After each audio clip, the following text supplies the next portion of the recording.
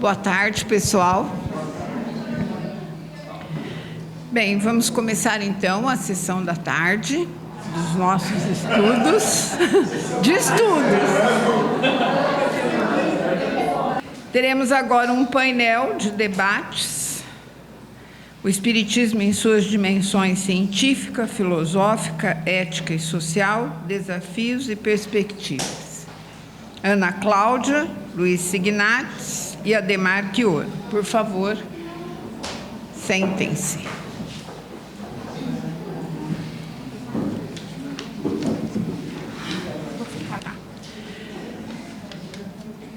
Ademar Chioro dos Reis é graduado em Medicina pela Fundação Educacional Serra dos Órgãos, com residência em Medicina Preventiva e Social pela Unesp.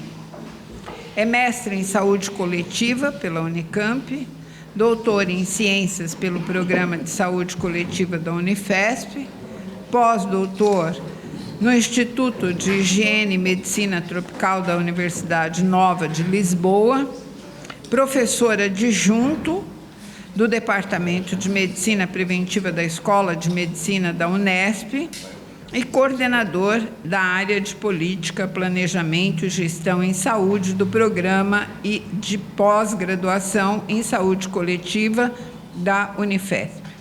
Membro do Laboratório de Saúde Coletiva, professor de Saúde Coletiva da Faculdade de Fisioterapia e da Faculdade de Medicina de São Bernardo do Campo. Foi presidente do Conselho de Secretários Municipais de Saúde do Estado de São Paulo por 3 mandatos. Foi diretor do Departamento de Atenção Especializada do Ministério da Saúde e ministro de Estado da Saúde. Desde março de 2023, é presidente da Empresa Brasileira de Serviços Hospitalares, EBSER, vinculada ao Ministério da Educação.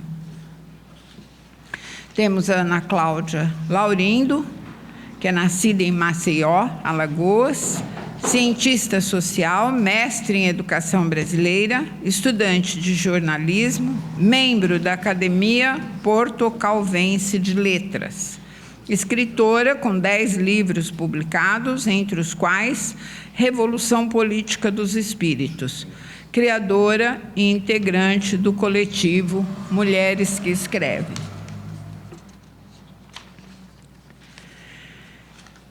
Professor Luiz Signates é professor titular da Universidade Federal de Goiás, junto ao mestrado em Comunicação e docente efetivo do doutorado em Ciências da Religião da Pontifícia Universidade Católica de Goiás, lecionando também nos cursos de jornalismo de ambas as instituições. É pós-doutor em Epistemologia da Comunicação, doutor em Ciências da Comunicação, mestre em Comunicação, especialista em Políticas Públicas e graduado em Comunicação Social, Jornalismo. Fundador e membro das Academias de Letras de Goiânia e de Aparecida de Goiânia. Sócio proprietário do Instituto Signates Consultoria, Pesquisa e Editoração Limitada. Pesquisador, cooperador da Associação Espírita de Pesquisas em Ciências Humanas e Sociais, a EFOS, coordena os núcleos de pesquisa em Comunicação, Cidadania e Política e Comunicação e Religiosidade. É consultor de comunicação do Museu Antropológico da Universidade Federal de Goiás. É pesquisador nas áreas de comunicação e de ciências da religião. No campo científico da comunicação, atua principalmente nas temáticas epistemologia e metodologia da pesquisa em comunicação, comunicação e política, comunicação e religiosidade, comunicação e cidadania e comunicação e teoria social crítica. Na área de ciências da religião, dedica-se ao estudo do espiritualismo brasileiro com enfoques antropológico, sociológico e comunicacional. É delegado da CEPA e membro fundador da Abrepaz e da EFOS. Recentemente, publicou pela EFOS o livro Fundamentos para uma Teoria Social Espírita. como uma contribuição para o necessário diálogo do saber espírita com as ciências sociais contemporâneas. Esses são os breves relatos dos currículos. Eu começo com o Ademar. Eu começo? Isso.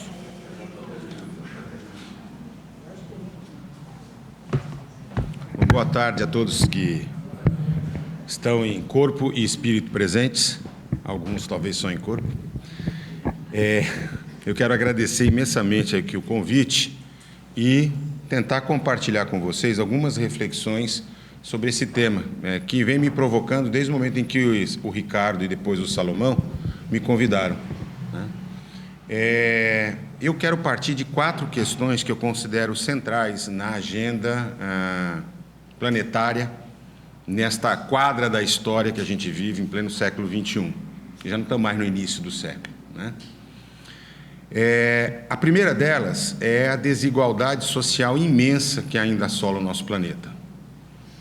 Nós vivemos, de fato, uma diminuição da extrema pobreza e um aumento imenso da produção de riquezas.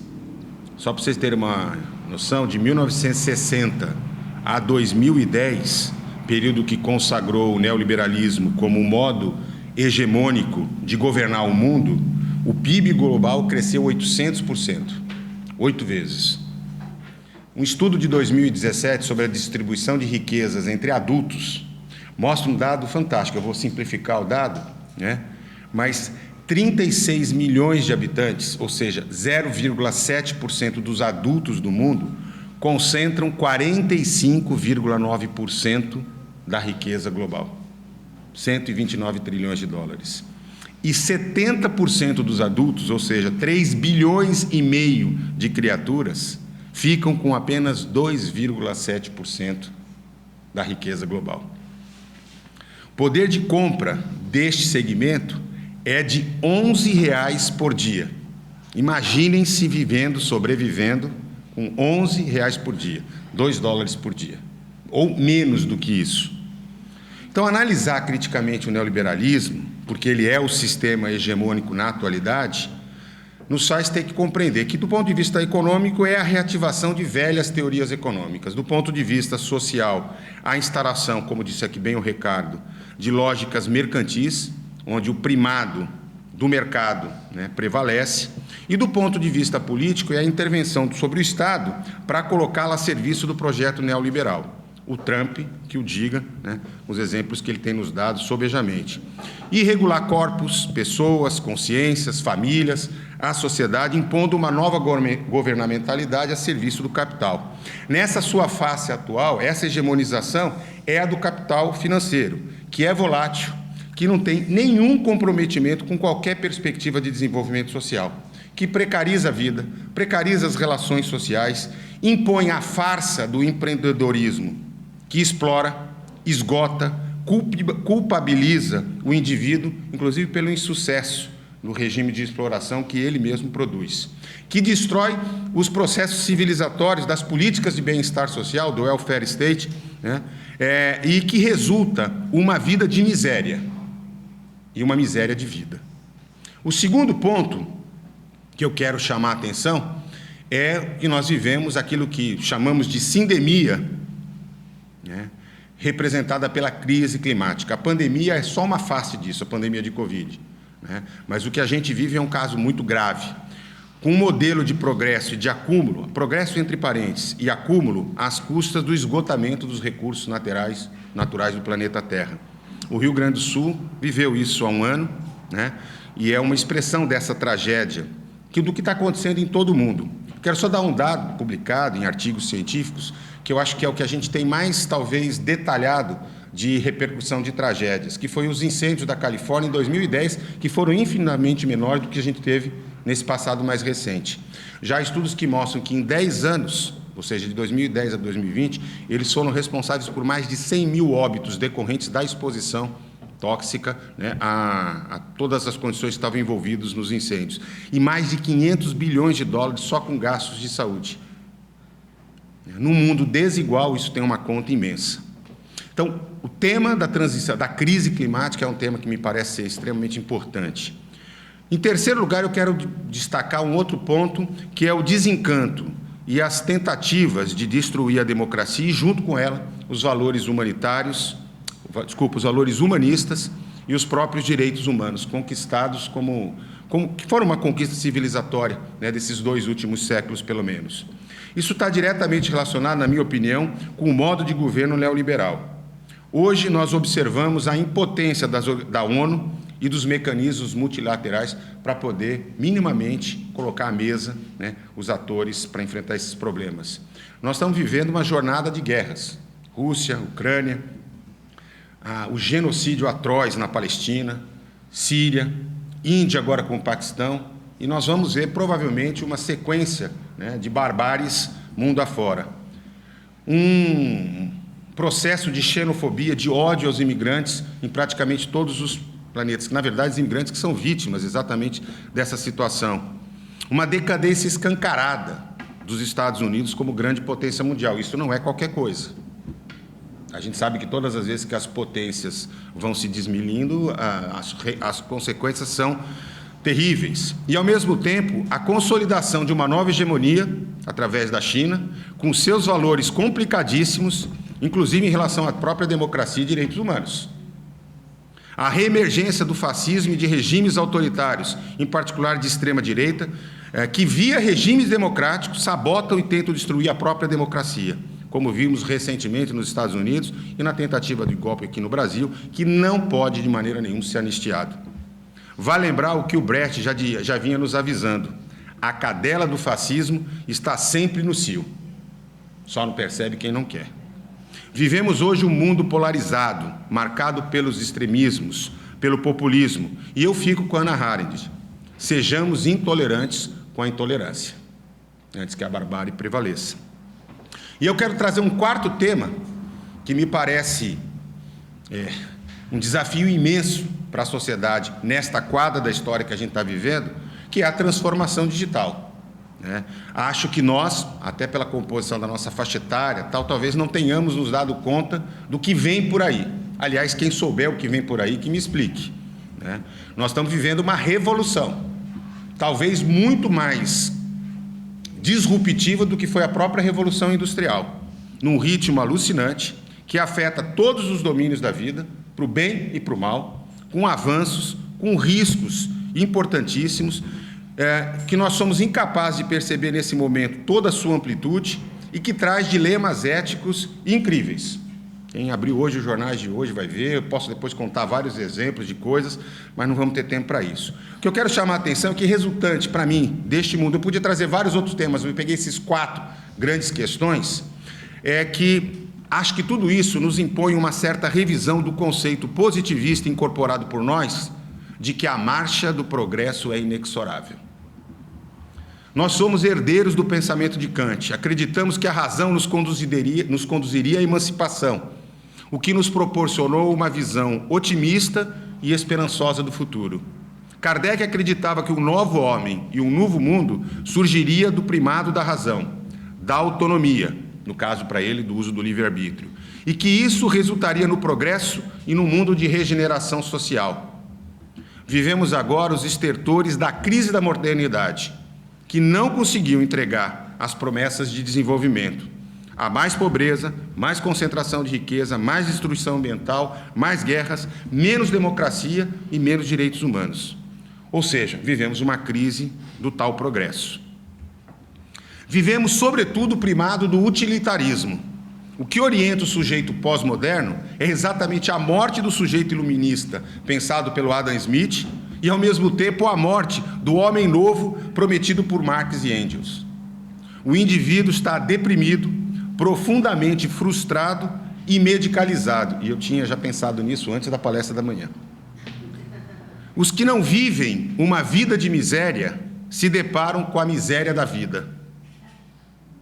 Progresso, humanismo, iluminismo, democracia são valores hoje substituídos pelo liberalismo econômico, pelo moralismo, pelo autoritarismo, pelo nacionalismo, pelo ódio ao Estado e à ciência, pelo conservadorismo cristão, pelo racismo, pela homofobia, pela xenofobia, ódio aos imigrantes.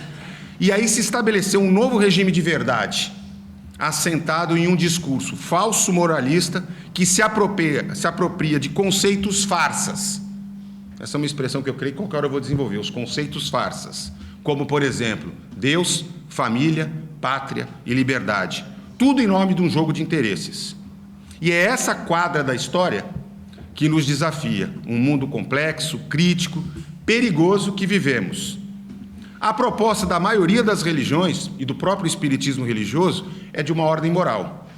Aposta na felicidade futura, claro que só para os eleitos, ou para o presente imediato, e colam na teoria da prosperidade. Bom, então, Adhemar, você está querendo dizer que o homem foi um projeto de Deus que não deu certo? Eu fico com Ortega y Gasset, que dizia uma coisa que não é nova nem no Ocidente. Ele dizia o seguinte: o homem se perdeu muitas vezes ao longo da história, e ainda mais, é constitutivo do homem, diferentemente de todos os demais seres, o ser capaz de perder-se, de se perder na selva da existência, dentro de si mesmo, e graças a essa outra sensação de perda, reoperar energicamente para voltar a encontrar-se. A capacidade e o desgosto de sentir-se perdido são o seu trágico destino e o seu ilustre privilégio. Qual é a contribuição do Espiritismo nessa história? O Kardec, na conclusão do Livro dos Espíritos, diz que sua força não vem da prática das manifestações materiais. Sua força está na sua filosofia, no apelo que dirige à razão e ao bom senso. Eu creio que 5 minutos, vou terminar no prazo. A grande contribuição está na sua filosofia. Essa é a minha opinião. Na filosofia. Em conceitos chaves que podem ser uma enorme contribuição para a humanidade no século XXI. A existência do espírito, a imortalidade da alma e a evolução infinita. E uma potente ferramenta que deriva desse trinca de conceitos, que é a educação para a morte. Não há nenhuma filosofia, nenhum modo de pensar o mundo, a vida, a existência, tão potente quanto a filosofia para lidar com essa questão.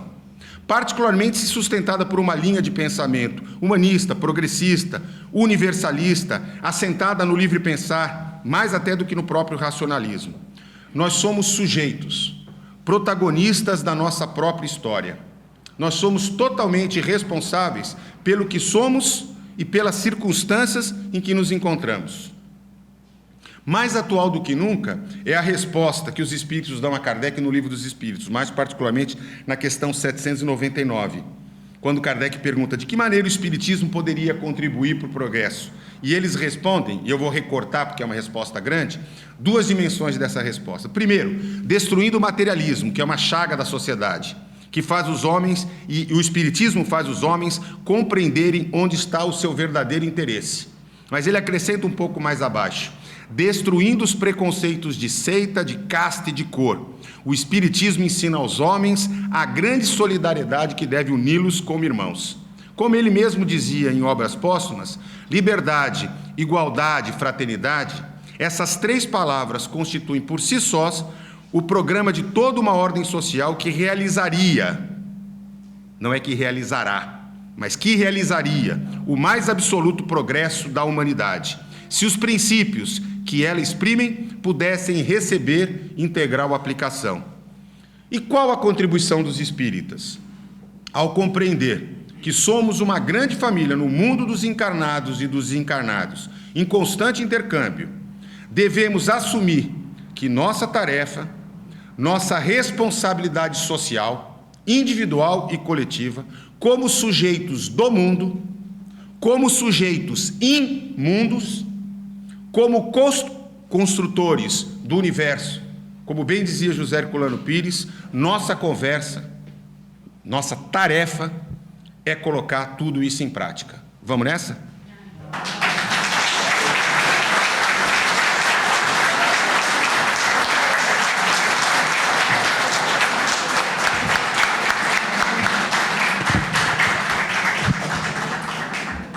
Chamo agora, para dar continuidade às palestras, a Ana Cláudia.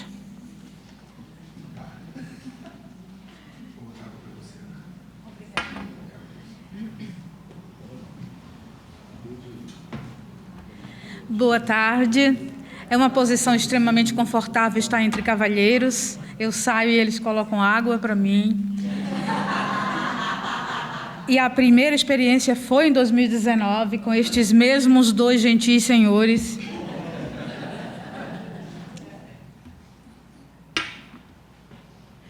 Sendo que agora nos encontramos em um momento da história onde foi imprescindível reunir pensamentos e experiências para construir um marco que ainda não está acabado, mas que nos instiga à sequência, chamado Revolução Política dos Espíritos, que é o livro que alguns daqui adquiriram e onde o espaço do livre pensamento me permite, e eu utilizo de verdade, um território subjetivo e politicamente objetivo, onde conseguimos problematizar questões que se desprendem entre o fundamentalismo religiosista e o fundamentalismo acadêmico, para nos permitir dialogar de uma maneira ousada,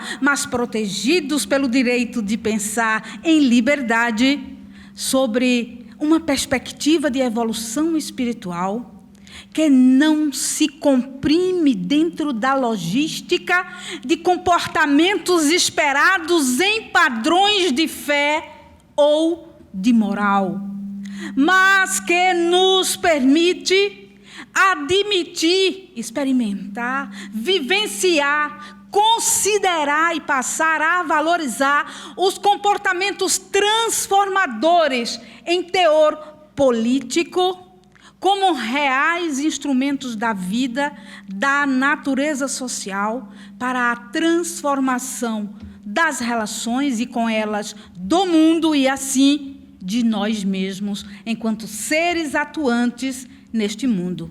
Portanto, não é uma tese fechada, mas é uma tese que se constrói em estudos, análises, experiências e diálogos sobre evoluir. É um elemento ligado ao agir político consciente neste mundo. E isso, obviamente, nos coloca à frente de diversas formas de compreensões. Algumas que percebem um ato herético, porque acreditavam até o momento de que existe uma religião dos espíritos que nunca poderá ser questionada. Outros já estão no meio termo, já dialogam, já dão as mãos. E é assim que eu percebo o espiritismo livre pensador, o espiritismo laico, o espiritismo democrático, como um espaço seguro para ideias ousadas, para pessoas apaixonadas pelo bem viver social e que sonham em concretizar esta experiência comum dentro de um território de direitos reelaborados para muito além dos padrões, porque a partir do momento em que nós acreditamos que apenas os padrões que já estão fixados, eles são os únicos parâmetros que podem ser validados e respeitados, nós também estamos nos impondo um limite aos limites que estes padrões possuem.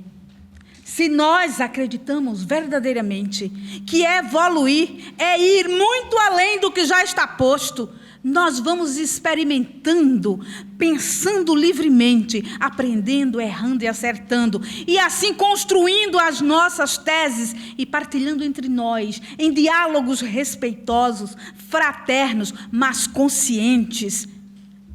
O que agora estamos fazendo aqui? Em um convívio eclético, diverso, onde nós aprendemos a respeitar as diferenças dos que pensam e dos que elaboram a vida, de modo com o qual nós não concordamos. Mas conferimos a cada um o direito de estar experimentando aquilo que lhe interessa, desde que não estejam transgredindo o direito do outro de existir. Falo para vocês, a partir de uma experiência muito pessoal, que todas as vezes que, em nome da democracia, nós não colocamos limite ao outro e aos seus impulsos de destruição, eles podem nos destruir verdadeiramente. E muitas vezes será necessário impor limites de proteção. E eu falo isso para vocês diante da dor que não se supera e que eu carrego de ter um pedaço de mim assassinado por pessoas que pensavam diferente daquilo que nós defendíamos. Então, o livre pensamento e a democracia como território de ação e de profusão, de uma percepção renovada, muitas vezes ousada, muitas vezes errada, mas aberta ao recomeço e à reconstrução, precisa, sim, ser protegido daqueles que têm a sanha de destruição. É porque é exatamente aqui, dizendo para pessoas que têm um entranhamento religiosista dentro dos seus interiores, dos seus íntimos, e que não são obrigados de forma nenhuma a arrancá-los, convivendo com pessoas que têm aqui o parâmetro acadêmico como único válido, a partir dos seus referenciais de vida, e que elas não têm obrigação nenhuma de ceder em seus pressupostos, mas protegida pela liberdade do livre pensamento, eu estou propondo com a minha vida, com a minha voz, com a minha escrita, um campo novo dentro desta perspectiva do livre pensar. Pensar em equilíbrio, sem negar e sem ser. Não precisar tirar o que é, para que aquilo que ainda não está sendo possa vir a ser. Esse pensamento ousado, revolucionário, que diz que para ir para o céu, você precisa ser bom, mas que aqui na terra, onde o céu precisa começar, neste exato momento onde nós estamos vivendo e respirando, enquanto materialidades compactas em um corpo, mas com necessidades subjetivas que ultrapassam estas materialidades, e para que este céu real e momentâneo, ele nos alcance, nos possibilitando viver como irmãos, não apenas como uma camada política de comportamento plausível e aceitável socialmente, mas na garantia dos direitos de ser, desde os básicos materiais a estes subjetivos, que liberta o espírito criador, que somos todos nós, para ir além de tudo aquilo que os padrões nos dizem e nos limitam. Esse é um campo de experiência intelectual, literário, muito novo. Você não vai encaixá-lo dentro das teorias sociais do digníssimo Luiz Signatis. Você também não vai encaixá-lo dentro da fala bem fundamentada do maravilhoso Arthur Quioro. Mas você vai dialogar comigo nesta perspectiva possível, porque as leituras, as análises, as pesquisas e as experiências que nós temos feito até aqui, elas estão nos provando que essa nossa natureza complexa e confusa, ela se expande nas ações políticas de um modo muito mais elevado do que quando nos fechamos em ritualísticas religiosas com a finalidade única de nos parecermos bons e sermos aceitos por conglomerados que expõem uma ética padronizada no jeito de ser, que podemos resumir com aquela frase do cidadão de bem. Portanto, eu agradeço imensamente ao espiritismo laico, ao espiritismo livre pensador, pela possibilidade de permitir que esta fraterna ousadia se concretize em diálogos, encontros, pensamentos, falas, poesias e sonhos. E naquele livro que é o começo de muitos outros, que com o apoio de vocês, por certo, haverão de ser escritos. Muito obrigado.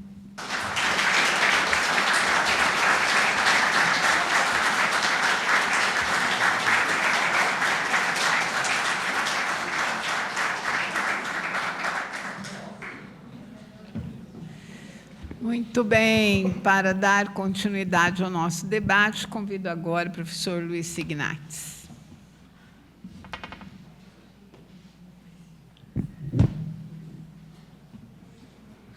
Pessoal, não é fácil falar depois desses dois. Bom, pessoal, inicialmente eu gostaria de parabenizar os organizadores desse evento, especialmente na pessoa do querido amigo Salomão Benchaia e do Ricardo, presidente da CEPA Brasil, pelo extraordinário evento que a gente viu acontecer nesses dias. Eu estou muito impressionado com a qualidade dos debates, com a diversidade dos conteúdos. Nós tivemos aqui um evento que não foi a mesmice em nenhum dos turnos. Nós tivemos diversidade, tivemos aprendizado, tivemos contrastes, tivemos debate.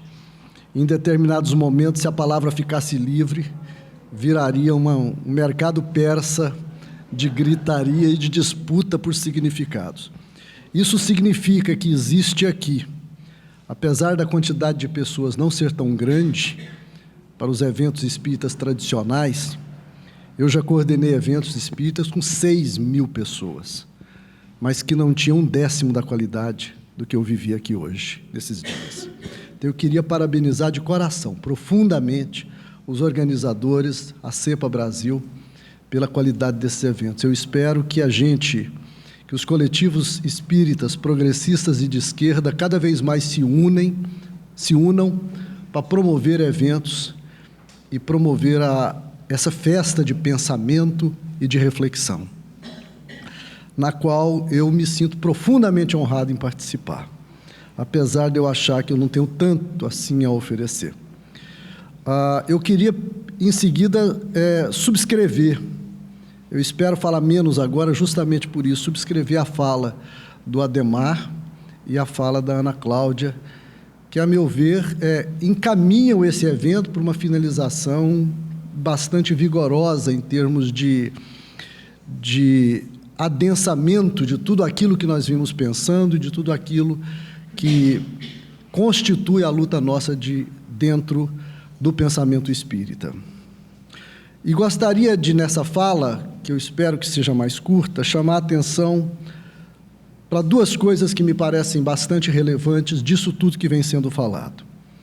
A primeira delas, tocada pelo Adhemar agora há pouco, que são os riscos que as nossas sociedades contemporâneas, mergulhadas nesse capitalismo neoliberal, sofrem em relação à democracia. A indiferença social crescente por parte de um capitalismo que depende cada vez menos do trabalho, especialmente a partir do desenvolvimento de novas tecnologias, arrisca profundamente a democracia por uma razão simples e que o Adhemar não falou, mas eu queria colocar como contribuição de complemento.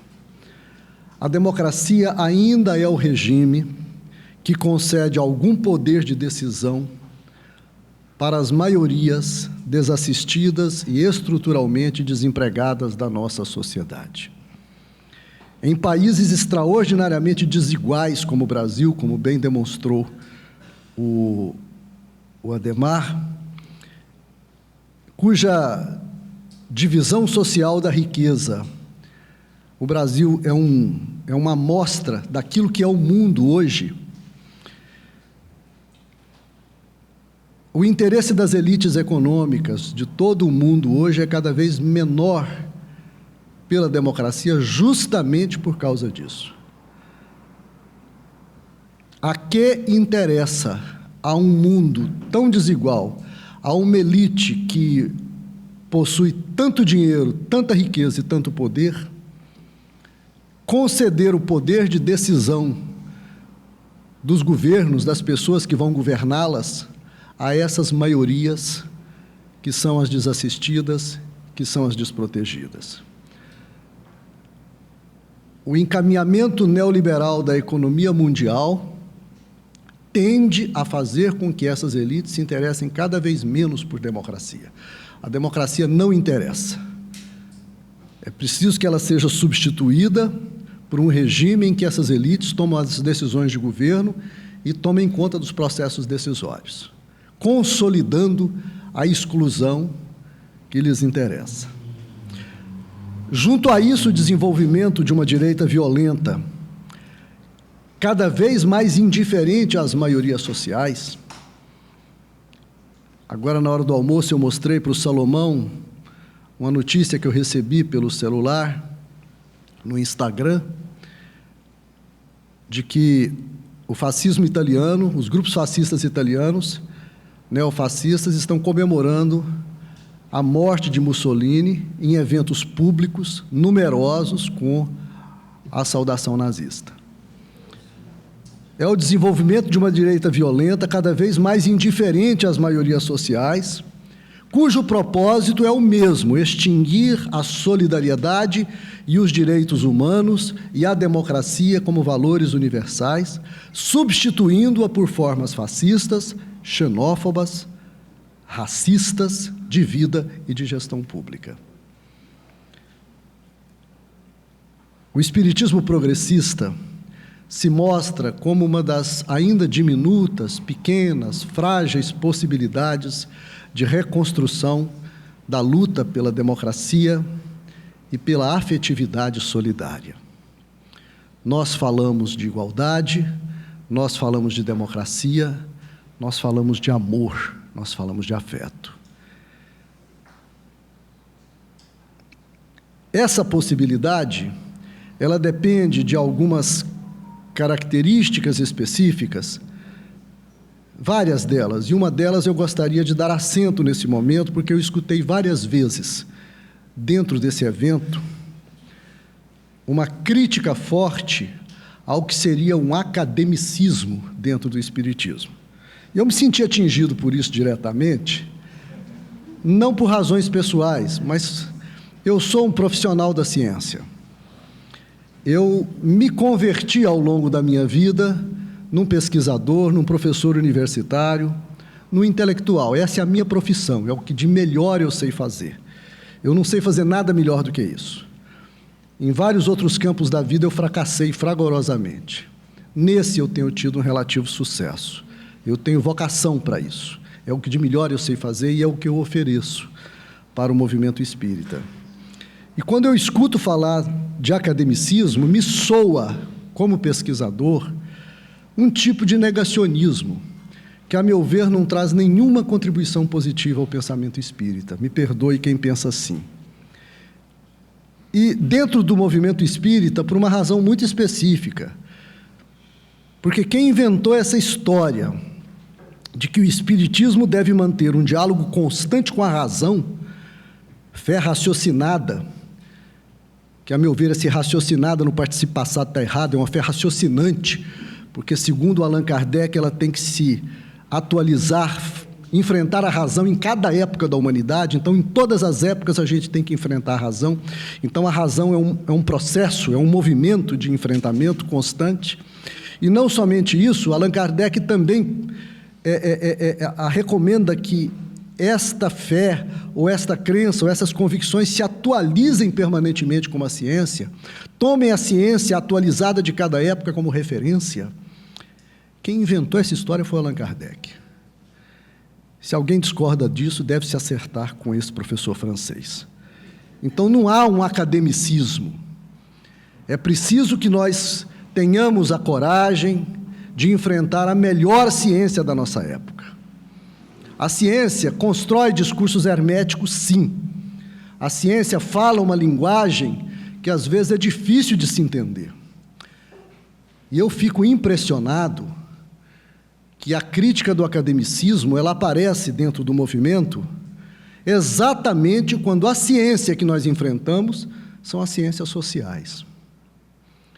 Ninguém aqui, quando vai ao médico, e o médico faz um diagnóstico, e começa a falar palavras cabalísticas, dizendo os nomes das doenças ou das enfermidades, ou faz uma receita que ninguém consegue ler, não vejo ninguém reclamando do médico de academicismo. Poxa, eu vim aqui para tratar e você está me tratando com academicismo. Isso é um elitismo do médico. Ninguém fala isso. Porque sabe que a medicina forja conceitos específicos que a gente não entende. Nós somos capazes, eu sou capaz de pegar o programa de um evento médico, só o Ademar que não tem esse problema, e ler todos os títulos das comunicações científicas e não entender nada, não saber nem o assunto que vai ser passado. E isso não é academicismo, isso é ciência. Hoje a ciência, nós discutimos na ciência o problema da comunicação da ciência, antigamente chamada divulgação científica, que é o problema da relação do conhecimento científico com a população, porque nós sabemos que o saber científico é um direito das pessoas. E o espiritismo, dialogar com a ciência, é uma forma de fazer com que esse direito aconteça junto às populações. É preciso, então, pensar a sociedade e a história como saberes científicos. E é preciso, senhores, que os espíritas deem a contribuição para a ciência, espiritualizar esses saberes em regime de diálogo rigoroso e prudente. São desafios imensos. Abordar um conhecimento científico, que é hoje uma construção imensa, escrita em sua maioria em linguagem hermética, e traduzi-lo como direito de saber das maiorias. Transformar, como disse a Clícia na palestra dela, esse conhecimento em praxis. O conceito de praxis é um conceito aristotélico que significa prática com pensamento, prática com reflexão crítica e teoria com engajamento na sociedade. É isso que é praxis. É nós pararmos de separar a teoria da prática, pararmos de separar o conhecimento do fazer, o conhecer do fazer. E, a partir disso, buscarmos experimentar novas formas de relacionamento com as populações vulneráveis. Estabelecer uma luta contínua, sem trégua, contra todas as formas de fascismo, de preconceito, de discriminação, de racismo, de homofobia, de machismo, de violência, começando pela sua incidência dentro do próprio movimento espírita. Fazer a disputa simbólica e hermenêutica pelo sentido e pelo significado dos conceitos espíritas, como bem defendeu o Sérgio Maurício agora há pouco, articulando-os com o melhor saber disponível da nossa época, recriando o pensamento espírita de forma cada vez mais atualizada e cada vez mais viva. Efetuar a disputa democrática pela hegemonia do pensamento progressista dentro do espiritismo organizado, a fim de que as conquistas ganhem permanência institucional. Somente quando a gente institucionaliza, a gente faz com que as ideias e as práticas permaneçam, ainda que de forma meio ritualizada, e avancem para além das nossas vidas carnais. Senão as ideias morrem conosco. Efetuar a disputa democrática pela hegemonia do pensamento progressista dentro do espiritismo organizado, a fim de que as conquistas ganhem permanência institucional. Produzir instituições protetoras da liberdade, da igualdade, da cidadania e da justiça, capazes de financiar e dar suporte para as lutas pelas conquistas espirituais transformadoras. E, por fim, refazer e aprofundar as relações com o mundo espiritual, compreendendo-o como sociedade humana extracorpórea, junto à qual nós temos muito que aprender e nos solidarizar. Estabelecendo, por fim, meus irmãos, um espiritismo não dogmático, livre pensador, aberto e profundamente amoroso e solidário, capaz de efetuar a contribuição que a sociedade espera dele para a transformação social, para que nós construamos uma sociedade fraterna, justa, solidária, democrática e amorosa para os nossos filhos, os nossos netos e para nós mesmos nas próximas encarnações. Muito obrigado.